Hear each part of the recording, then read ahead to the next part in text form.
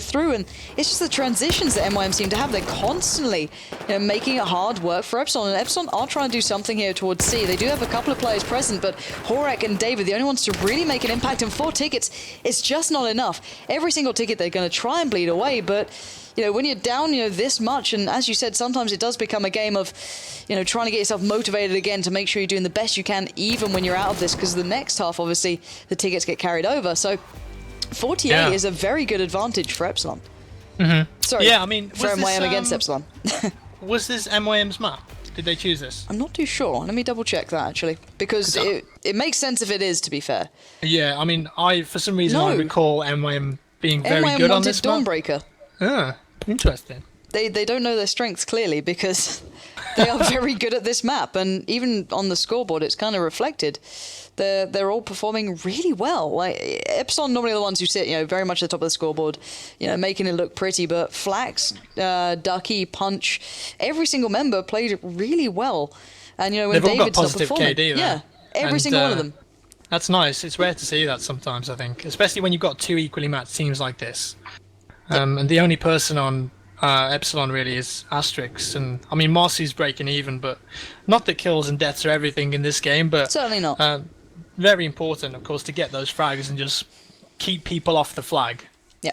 And as you said, the one thing that kind of highlights it to me is, though, even though, this game does come down to a lot more than just, getting that kill, getting this kill, and it is very team play based, when these teams are so evenly matched, when you have a game when everyone is on point and you're getting these kills, it really does help. Even just confidence alone, it really just bumps it up and, gets you back on the level. And the one thing that surprised me with Fnatic during the offline finals, some of their big key fraggers had a really bad game and it just threw them off. And it seems that some of these teams depend on their top fraggers always having a good day. Is that maybe a safe thing to do, or is that kind of a dangerous way to play it out?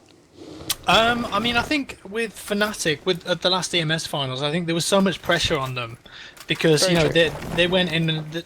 As far as I know, they'd never lost at LAN. They'd never lost a single game. I mean, they weren't always Fnatic. They'd been in other teams before, but I think they had so much pressure. So maybe a couple of their key fraggers were a little bit, nervous. But I think a good team in a good team composition, it's important to have that one or maybe even 2 guys who are just mad fraggers and will just run around and be that guy that's just getting the doubles and the triple kills. It's really important to have that guy, and they're normally the younger guys in the team as well, because they've got insane aim and reflexes. I mean, it's big, and I think in that last round for MYM, was it Flax who was? Yeah, Flax was being ridiculous.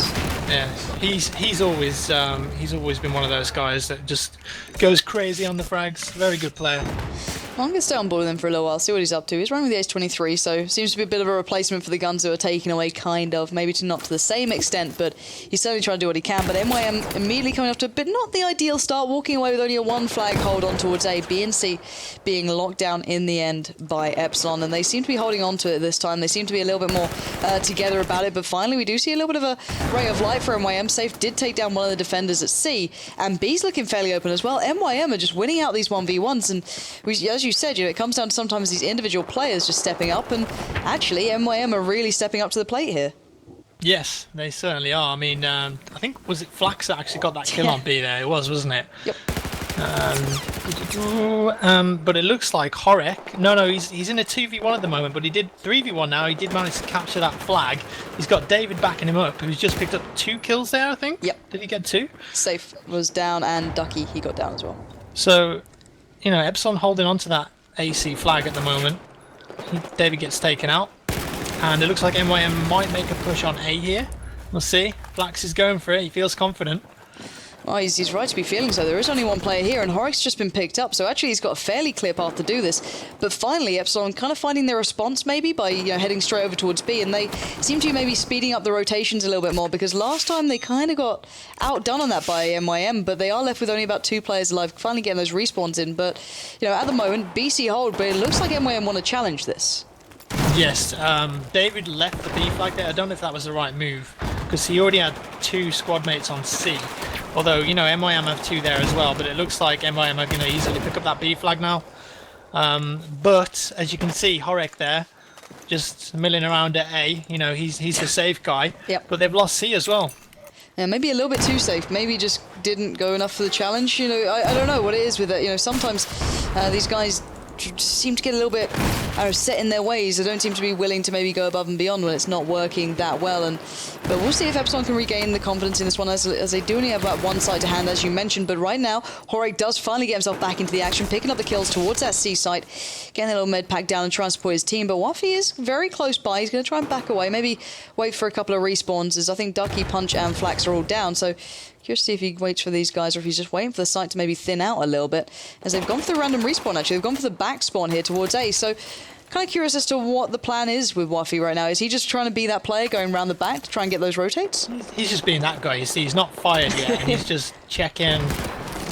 Gets taken out by that disgusting head glitch. You just can't get onto that flag. It's really hard sometimes. He made a good try of it, bless him, but he did get taken out in the end, and now we are going to be seeing an Epsilon in a 2-to-1 hold now. Holding A and C, maybe the more unorthodox, but, you know, slightly logical place to hold at the moment. As you said, B is quite out on a limb on occasion, but A is being challenged at the moment by Punch. So you're picking that one up, but then again, David's not too far away, but he is on his own, and there are two players fairly close by from MYM who could challenge this one. And I think we're going to find out who's going to win that one out very soon, as David does catch a glimpse, and actually he left it to Horek to pick that up, but he kind of baited out his teammate a little bit then, but maybe focusing on the site more than the kills. And he's going to get the cap underway. Flag. Yeah, although Punchful is going to challenge him at the back there.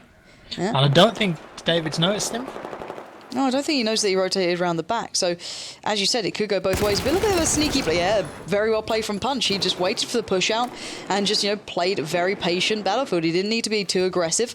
And at the moment, Epsilon only really have C in their hands, and even that's being challenged by MYM. And, you know, 48 tickets, it's going to start becoming a big factor in this. You know, MYM are down, but not by a massive amount. They're down to, you know, 82. But still, you look at it in this terms, they're still ahead overall, basically, unless, you know, maybe there's another good 2-to-1 hold in favour to Epsilon. Because that's going to start weighing on Epsilon's minds, obviously. And, you know, sometimes it comes down to those last-ditch tactics. And does that once again become this, you need that good in-game leader to make sure you're making the right choices? Yeah, it certainly does. And I think when you're down on flags, it's really hard to make the decision whether, you know, how aggressive to be, because you can get into this position where you know you need to push onto a flag, but at the same time you don't want to waste too much time in a certain area of the map, or you don't want to burn too much tickets on a certain flag. So you've got to decide, you know, is it worth us pushing this flag right now, or shall we loop and, you know, go for the other flag instead? Because depending on how the other team is set up, you could just get dominated again and again and again, and, you know, it's counterproductive to what you actually want to do. So it is really hard sometimes when you're down one flag to decide, you know, how aggressive to be. Like, do we put 4 bodies on this one flag? Do we send everyone to the flag? And you need that guy to just make that quick decision. And there's a lot of pressure on that guy sometimes, because you can be wrong, and you have the whole team kind of looking at you, or, you know, not maybe your teammates, but it still feels pretty damn bad when you made that wrong call and it does cost you the game. Yeah, you feel responsible for it, certainly. We are seeing a 2-to-1 hold eventually for Epsilon coming in, but they're being challenged on B, they're being challenged on A, and the tickets are now getting right down to the wire. They're holding on towards A and B for now, but we're going to have to see Horek going back towards A, or at least them winning out on this B side. Duke is now in a 1v1. He's got support coming in, but it's a little bit late from this one. He's going straight in for the challenge. Now they head over towards side. They should hold on to B, but Save comes around in time. He's got the tag. He doesn't get the kill, but still, now BC hold is switched up a bit. Epsilon needs to get into position very quickly here, but they seem to be losing out in mid a hell of a lot. But is that because they're going for the aggressive challenges, or just because they're out of position a little bit? I don't know. I mean, they spent a lot of time on that B flag then. Yeah. And maybe that left, you know, C open a little bit. But I don't know. I'm getting the feeling that Epsilon are taking control of this now. But as you can see, we've got 3 MYM players potentially making their way to B, but they're quickly being challenged by Epsilon straight away. You know, it's back to a 3v3 now. It was a 1v3. Horek's going to fight Safe here for the flag. Nice. Okay, Safe actually came out on top there. But Duke, but he's got an MYM player behind him. You know, it's back and forward. This is some exciting battlefield here, Lauren. This is actually getting very close, and at the moment, Epsilon seems to be kind of depending on winning these 1v1s, and they're doing it for now. Those tickets are getting low for MYM. Let's bear in mind they had the advantage on the half. They did brilliantly back then, and these nades raining in from David, he's pretty much holding on towards his site. He goes around for the challenge. He does manage to maintain B, but now C is in for a big, heavy hit coming out here. This may be one of the big pushes, and if MYM pick this one up, they could hold a 2-1 long enough that could really put those points into a real position for Epsilon to struggle. So it's pretty much all or nothing for MYM right now. They're pushing in towards the site. They've got 4 players here, but look at Horik again. He's straight away over towards A. Really nice read. He's got Duke on him as well. Although they've been taken out pretty quick there by MYM, I have to say. You know, that was a nice push though onto the C flag. Pretty impressive with that. It really was. You know, committing 4 people as well at this point. They know it's probably one of their last pushes they could make if it went wrong. But right now we're seeing the kind of return moment for Epsilon. They're down, you know, they're pretty much equal on tickets, right, let's say, for now. And ANC are still in the hands of MYM.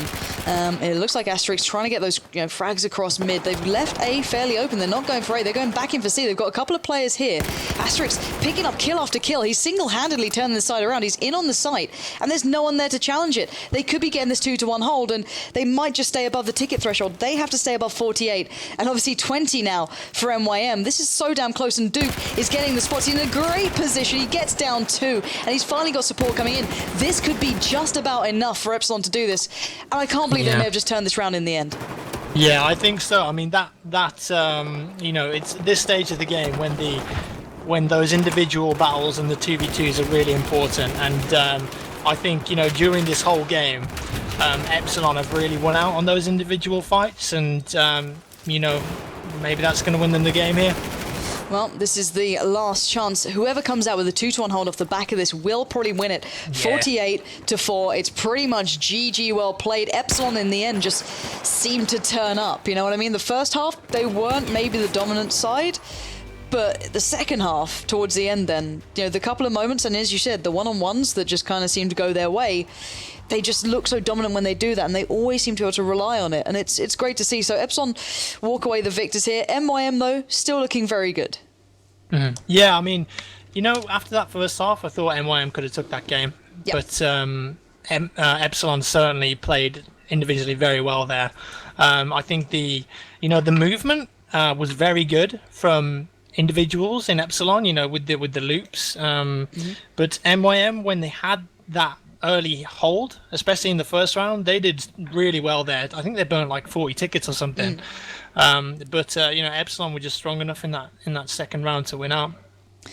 Well, that's pretty much it for today. But I do want to thank you for obviously coming into the cast, Jack. It has been awesome hearing your insight towards this, and obviously your opinions towards Battlefield in general, actually, because, you know, it's nice hearing it from a player, because, you know, sometimes it's, you know, it is verified, and it is, you know, getting a little bit of, you know, it matters a little bit more when it's someone who plays the game competitively and plays the game a hell of a lot, you know, with your opinions actually being quite true.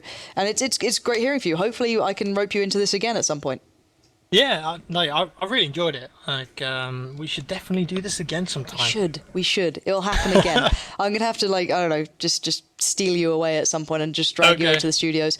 But anyway, I'm gonna let you get back to your evening. But thank you so much, and obviously, guys at home, make sure you follow Jack on Twitter. You can see it down below. Do make sure you give him some props for jumping in on this, because otherwise I'd have died by losing my voice by now, and no one needs to hear that. So, guys, that is it for tonight. If you've enjoyed the stream, do make sure you follow this Twitch channel. Make sure you follow myself on Twitter @TheyCallMePansy and get involved as per usual. And make sure you tune in next week, because we have another cup coming up, and you never know, Jack could be playing in it, and I'll just have to hope he goes out in the first round so I can steal him for other casts. So, guys, sorry, man, I just had to take it there. Sorry, pal. Anyway, guys, see you next time.